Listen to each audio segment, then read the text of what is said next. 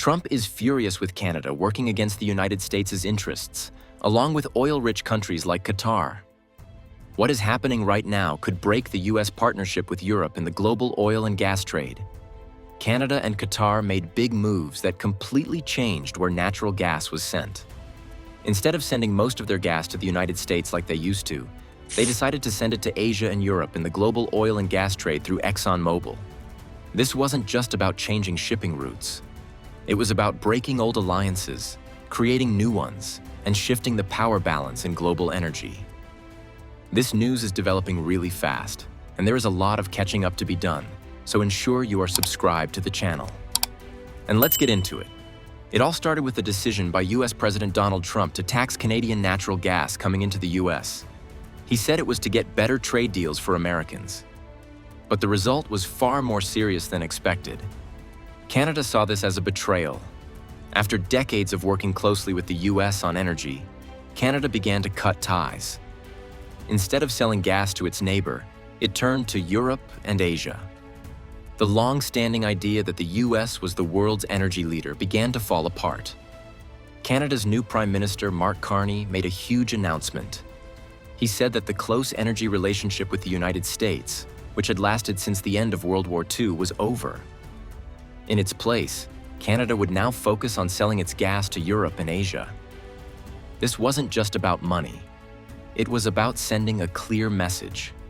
Canada was taking control of its future and would no longer rely on the US market. The main symbol of this shift is a project called LNG Canada. It's a massive terminal on the west coast of Canada in British Columbia. It is set to open in mid-2025 and was built to send gas across the Pacific Ocean to countries like Japan and South Korea. It's a $40 billion project supported by big energy companies from around the world, including Shell and Petronas. In its first phase, it can export 14 million metric tons of LNG every year, enough to meet all of Japan's needs for a year.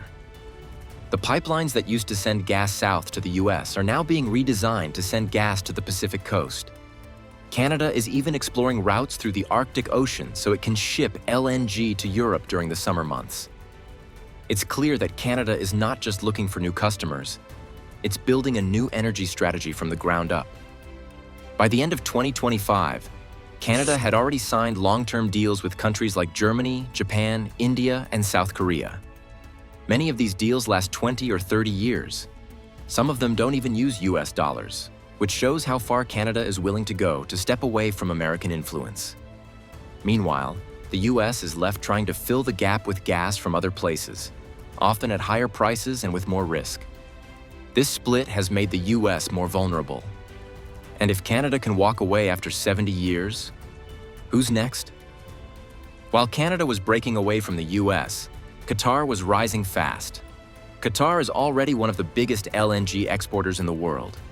But in 2025, it made clear that it wanted to become number one. It announced plans to almost double its LNG exports, from 77 million metric tons to 142 million by 2030. This would put Qatar far ahead of both the US and Australia in LNG supply. Europe, especially Germany, was eager to find a stable gas source after problems with Russian gas pipelines. Qatar stepped in to fill that need. European countries signed long-term deals with Qatar, locking in energy supplies for decades. These deals make Qatar a major player not just in energy, but in global politics too. Qatar is building new export facilities and expanding old ones. Its Ras Laffan terminal is now one of the busiest LNG ports in the world.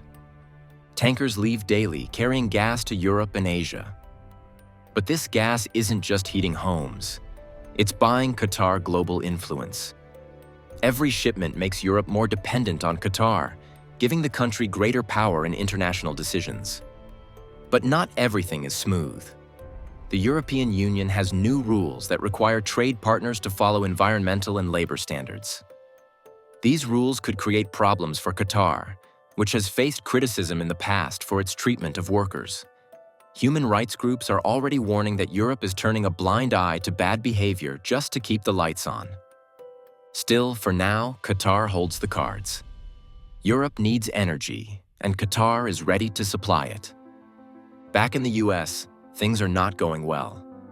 The tariffs that were supposed to help American workers are now hurting the country's energy position. As Canada and Qatar take over key markets, US LNG exports have dropped. The country's export terminals in Texas and Louisiana are facing delays and worker shortages. Prices are rising, and supplies are becoming less reliable. Even more troubling is the loss of trust. Countries that once depended on the US for energy are now looking elsewhere. The tariffs showed that America might put politics ahead of trade. That's a dangerous message to send in a world where energy security is everything.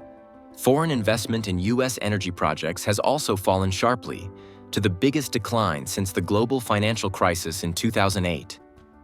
At the same time, Qatar brought in new deals for pipelines, ships, and terminals. Investors are voting with their wallets, and they're choosing other countries over the US. So the energy map has truly changed. The old rules no longer apply. The US can no longer count on its neighbors or its old role as the world's top energy exporter. Gas prices have surged past $5 a gallon. Supplies are tight. Inflation is back. And the economy is starting to crack. In cities across the country, jobs are vanishing. This isn't just a bump in the road. It's a flashing red warning that something is deeply broken in America's energy strategy. The crisis exploded when natural gas from Canada abruptly stopped flowing. That one decision hit fast and hard. Just as summer demand spiked, Canada turned to Europe, leaving the US scrambling. With less gas and more demand, prices soared.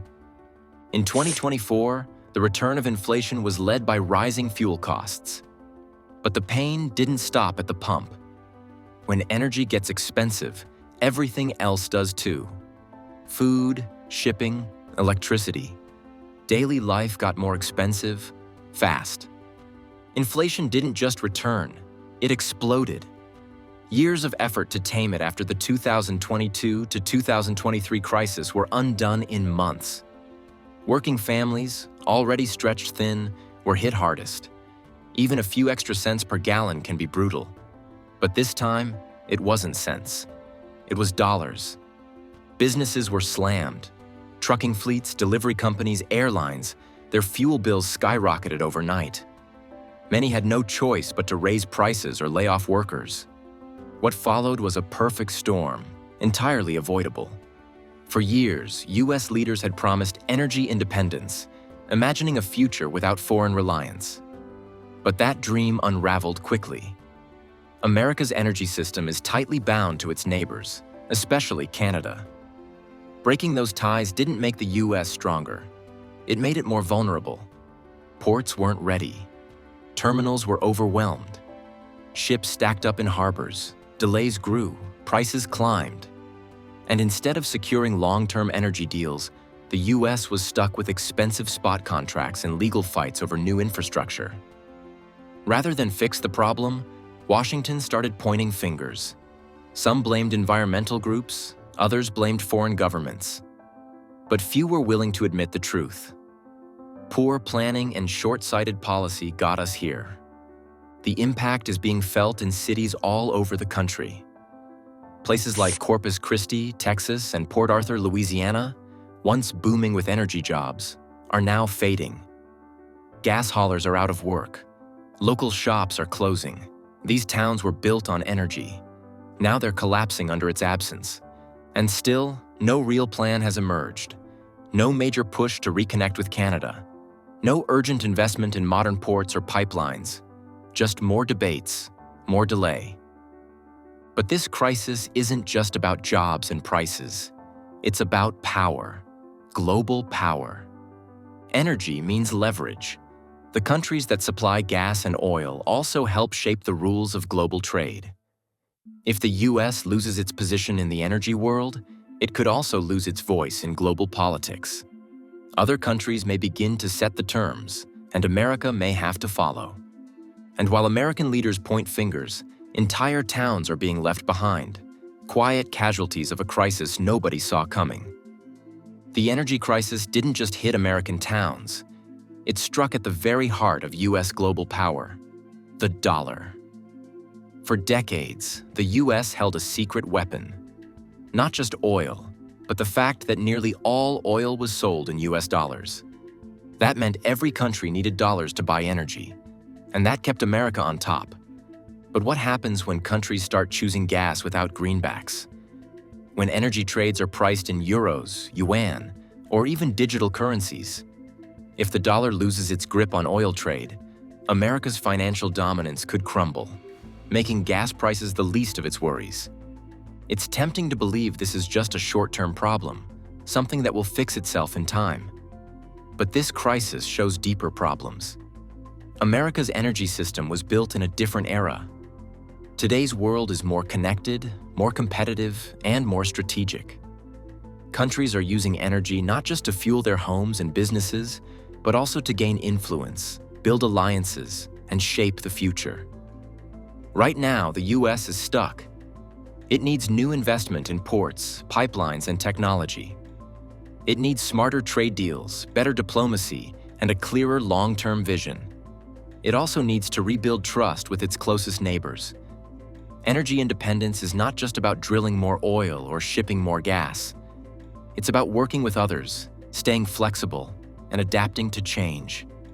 If America continues on its current path, ignoring its partners, delaying its investments, and avoiding tough questions, it may soon find itself on the outside looking in. Other nations are already building the next generation of energy systems. They are making deals, building infrastructure, and planning decades ahead. And so the question now is simple but urgent. Will the United States wake up in time to fix its energy problems? Or will it fall behind as the rest of the world moves on? This is no longer just an energy issue. It is a test of leadership, planning, and political will. The window for action is closing. If the US does not change course soon, it may lose its role as a global energy leader, and with it, a key pillar of its national strength. Facing soaring gas prices and rising public anger, President Donald Trump returned to the spotlight with a bold and highly controversial plan to fix America's gas crisis. Trump blamed the Biden administration's anti-fossil fuel agenda for weakening U.S. energy independence and pledged to restore America-first energy dominance by fast-tracking new drilling permits, slashing environmental regulations, and even threatening military action to secure energy shipping lanes. His proposals stirred fierce debate. Supporters praised Trump for tackling the crisis head-on, claiming that environmental red tape had crippled U.S. production. Critics, however, warned that his approach could lead to environmental damage, global backlash, and further instability in oil markets. Despite the controversy, Trump's plan reignited a national conversation about energy security and highlighted just how desperate the situation had become. While America argued over Trump's comeback, China quietly made its move. As US-Canada energy ties crumbled under trade disputes, China stepped in to fill the gap. In a surprising turn, Beijing signed a long-term oil and gas deal with Canada, one that includes major investments in Canadian LNG terminals and pipelines, especially in British Columbia and Newfoundland. This deal gave China stable access to North American energy, bypassing US control entirely. It also marked a sharp shift in Canada's alliances, signaling that Ottawa was no longer willing to wait for Washington to rebuild trust. The result?